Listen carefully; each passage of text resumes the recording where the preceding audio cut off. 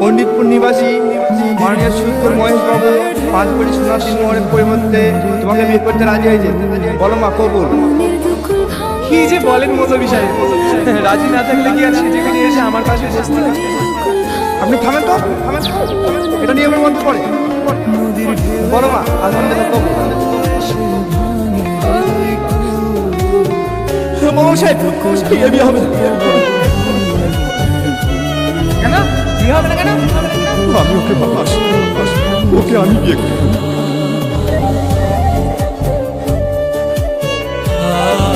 বিয়ে তো করবা বলছি, বিয়ে করবো ঠিক আছে। 3 লাখ টাকার দেনা মার, 2 লাখ টাকার বিয়ের খরচ, বিয়েতে সব টাকাগুলো কে দেবে? হ্যাঁ আমি দেবো। তুই এসে তুই বসো। আপনি কে রে? বাবা তুমি? হ্যাঁ আমি। আজ আমি নিজের ভুল বুঝতে পেরেছি। ছেদের পাশে যে ভুলটা আমি করতে যাচ্ছিলাম, প্রায়শ্চিত্ত করতে এসেছি।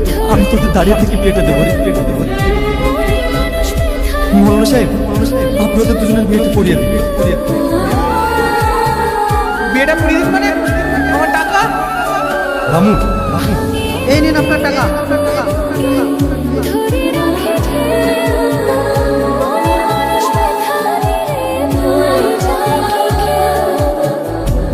কর্তা, বিয়ে তো হলো না, চলেন বাড়ি চলেন। দাঁড়ান, আপনারা কেউ যাবেন না। আমার ছেলে তোমাকে আশীর্বাদ করে তারপরে যাবে। বলো মা কবুল। বলো বলো। এবার তুমি বলো বাবা কবুল। কবুল। কর্তা কর্তা, বিয়ে করা তো হয়ে গেল, ঢোল কি বাজাবো? আরে টাকা আমি দেবো, তোমরা বাঁচাও। এ বাজা।